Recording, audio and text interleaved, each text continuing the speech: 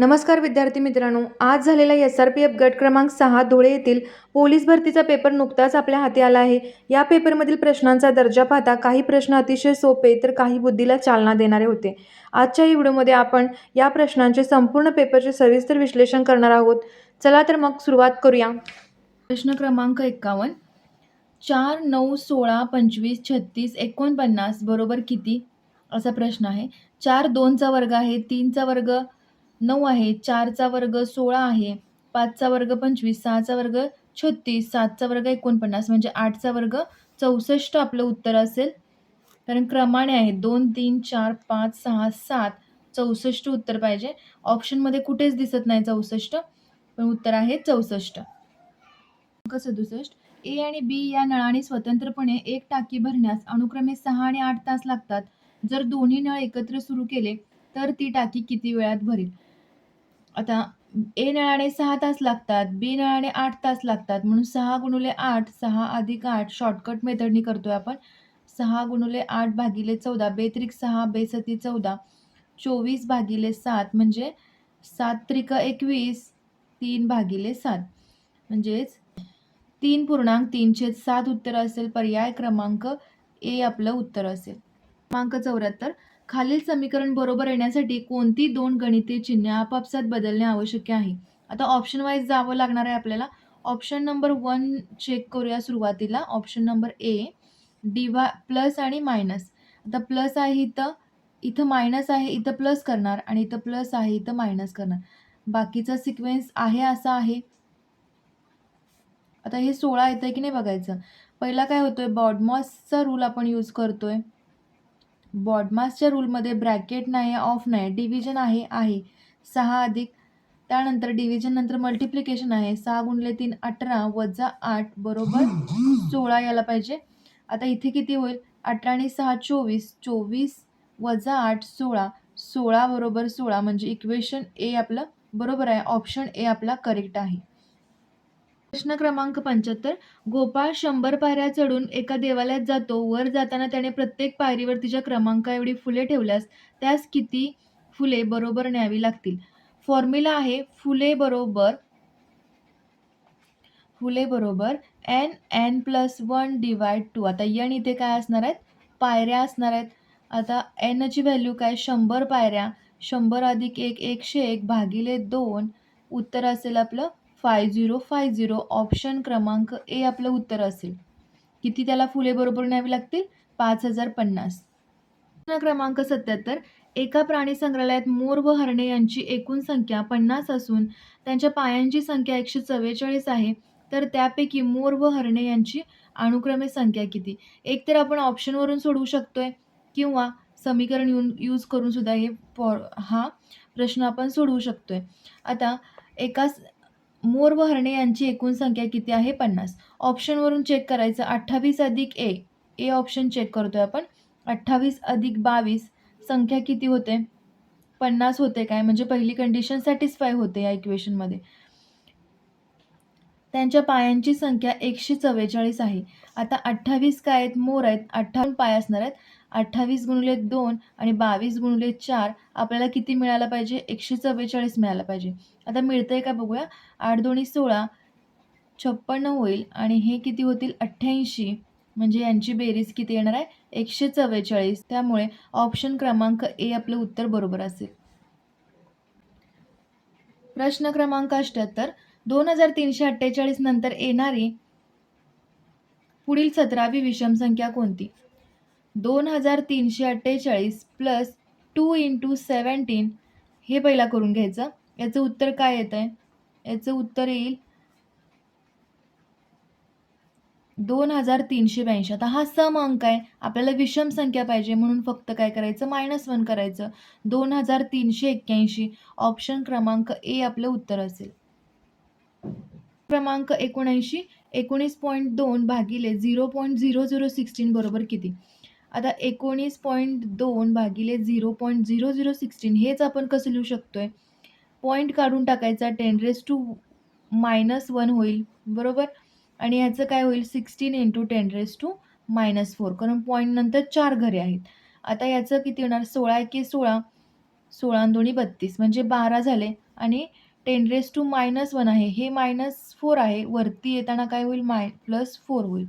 आता 12 गुणिले 10⁻⁻3 कारण -1 +4 यांची काय होईल? ॲडिशन होईल.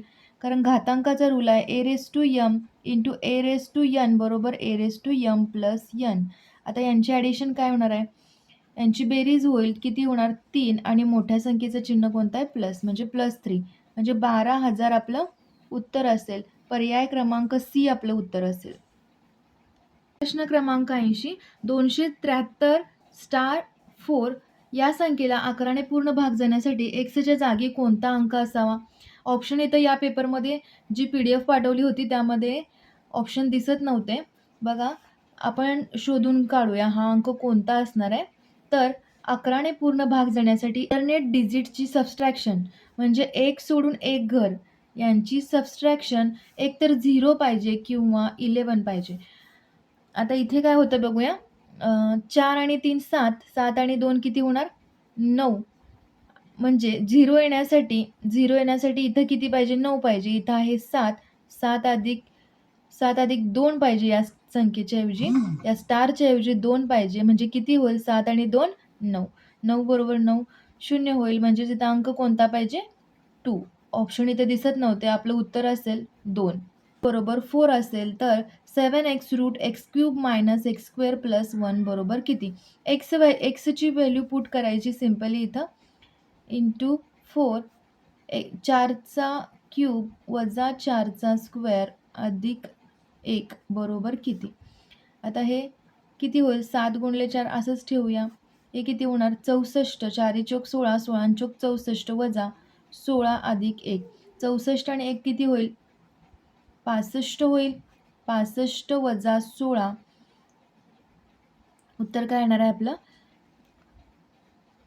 49. म्हणजेच काय आलं? √49 म्हणजेच काय? 7. आता इथं कशाचा वर्ग मिळतोय?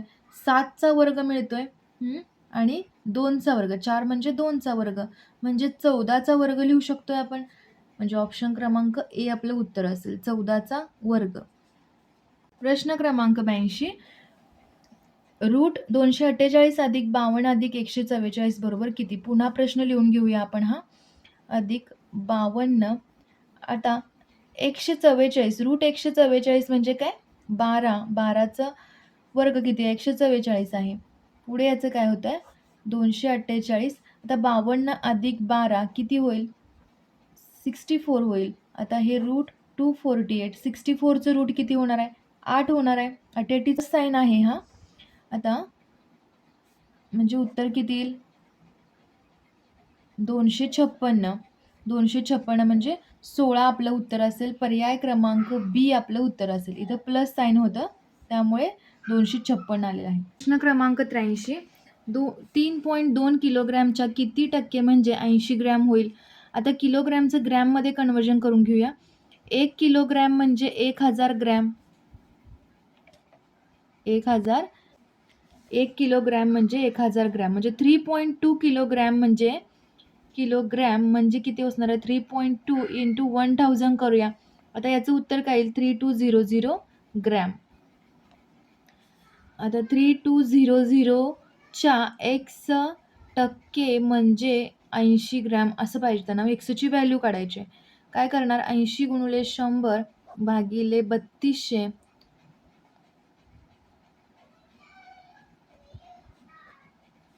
म्हणजे 2.5% आपलं उत्तर असेल. 10/4 किती होईल? 2.5%. पर्याय क्रमांक सी आपलं उत्तर असेल. क्रमांक 84 2 संख्यांचा लसावी 48 आहे. त्या संख्यांचे गुणोत्तर 2:3 आहे. तर त्या 2 संख्यांची बेरीज किती? आता लसावी म्हणजेच काय असते? लसावी म्हणजेच सामायिक अवयव आणि असामायिक अवयव यांचा गुणाकार असतो बरोबर.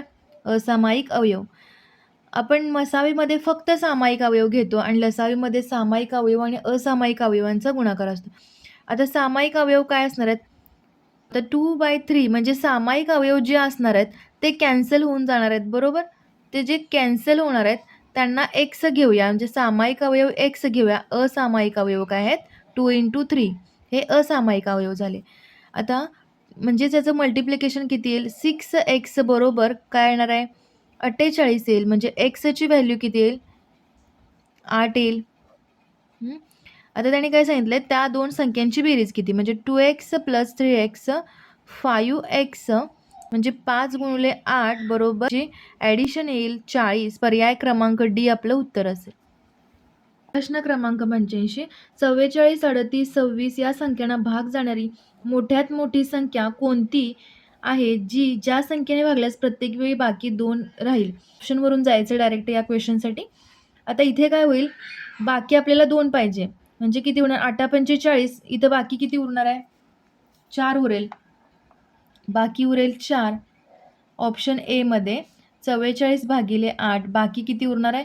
4 उरणार आहे. ऑप्शन ए होणार नाही. ऑप्शन बी बघूया. ज्यावेळी 44/6 करतोय आपण की भागाकार 7 येईल आणि बाकी येईल 2. बाकी येईल इथं 2. इथे पुन्हा 38ला 6ने भागतोय आपण. 6×6 36 बाकी 2 येणार आहे. 6×4 24 बाकी 2 येणार. त्यामुळे ऑप्शन बी आपलं उत्तर असेल. इथे आपण 38/6 केल्यानंतर बाकी किती मिळणार आहे आपल्याला? 2 मिळणार आहे आणि 26/6 केल्यानंतर बाकी किती? 2 मिळणार आहे. त्यामुळे आपलं उत्तर असेल पर्याय क्रमांक बी. प्रश्न क्रमांक 86. रामसिंगने एक यंत्र 2 वर्षापूर्वी 62,500 रुपयांना खरेदी केले. यंत्राची किंमत दरवर्षी 8% कमी होत असेल तर त्या यंत्राची किंमत काय असेल? असा प्रश्न आहे. आता 2 वर्षापूर्वी खरेदी केलेला आहे. त्याची किंमत आहे 62,500. त्यानंतर 8% कमी, 2 वर्ष सलग 8% कमी होणार आहे. म्हणजे किती? 100 व 100 वजा 8 किती होणार आहे? 92/100 आणि दुसऱ्या वर्षी 92/100. म्हणजे आजची किंमत काय असेल ती आपल्याला इथे मिळेल. आता याचं उत्तर किती येईल? 25×4 = 100. 25 × 25 625. 92 × 92 भागिले 4. आता उत्तर काय येणार आहे आपलं? 4 2 8 आणि 4 त्रिकम 12. 25 × 92 × 23. आता ह्याचं किती होईल? 25 2 50 आणि 25 9 225 म्हणजे 230. 230 × 23. आता इथे 23चा वर्ग किती येतोय? 529.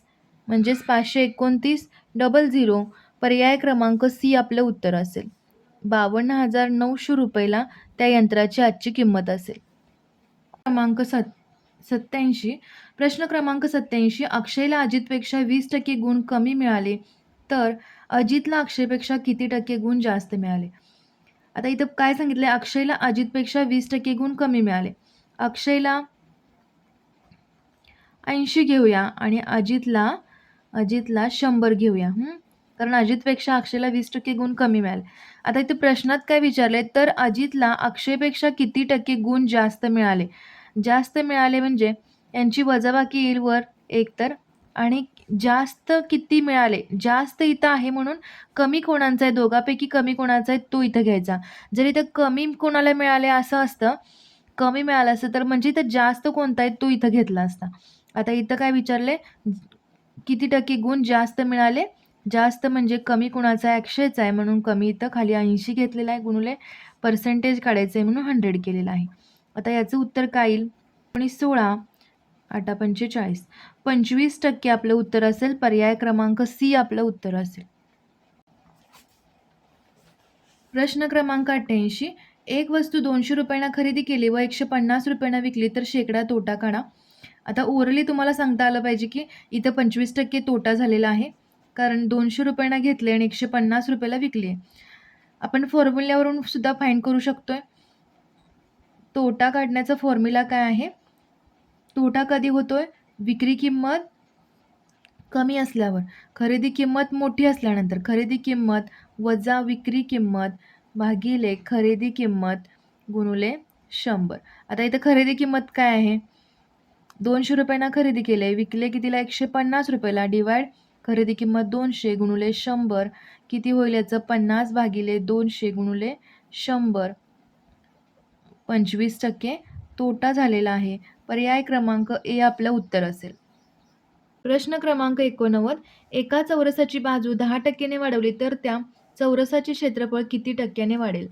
आता हा प्रश्न आपण भरपूर वेळा घेतलेला आहे. चौरस, आयत, वर्तुळ किंवा एखादा गोळा असेल तर आणि त्यामध्ये क्षेत्रफळातील वाढ काढायला सांगितले असेल किंवा कमी काढायला सांगितले असेल तर फॉर्म्युला कोणता यूज करतोय आपण? a+b, a × b/100 हा फॉर्म्युला पाठच करून ठेवा. a काय असणार आहे? 10. b सुद्धा काय असेल इथं? चौरसाच्या चारही बाजू समान असतात त्यामुळे b पण 10च असेल. 10 × 10 भागिले 100 21% क्षेत्रफळात वाढ होईल. पर्याय क्रमांक सी आपलं उत्तर असेल. 10 आणि 10 20 आणि 1 21 21%. क्रमांक 90. एका रकमेची 15 वर्षात चौपट होण्यासाठी व्याजाचा दर काय असावा? आता रकमेची चौपट होणार आहे म्हणजे जर पी रक्कम असेल तर चौपट होणार आहे ती रक्कम म्हणजेच किती वाढ होणार आहे त्या रकमेमध्ये? 4p - p 3p होणार आहे बरोबर. म्हणजे हे काय असणार आहे? व्याज असणार आहे. सरळ व्याजाचा फॉर्म्युला आहे आपल्याकडं PNR/100. आता सरळ व्याज किती? 3p बरोबर p इंटू n किती आहे? 15 वर्षात. रेट आपल्याला फाइंड करायचा आहे डिवाइड 100 म्हणजे 3p × 100 डिवाइड p कॅन्सल होऊन जाईल इथेच आणि डिवाइड 15 बरोबर r. 3×5 15 5 2 10 0 r बरोबर 20% आपलं उत्तर असेल. पर्याय क्रमांक बी आपलं उत्तर असेल. क्रमांक 91. एका रकमेची 7 वर्षात दाम तिप्पट होते तर 10,000 रुपये मुद्दलासाठी 7 वर्षात किती व्याज मिळेल? आता या प्रकारचं क्वेश्चन आपण आपल्या चॅनलवरती पाहिलेलं आहे. तर 7 वर्षात दाम तिप्पट होते म्हणजे 7 वर्षात किती होणार आहे?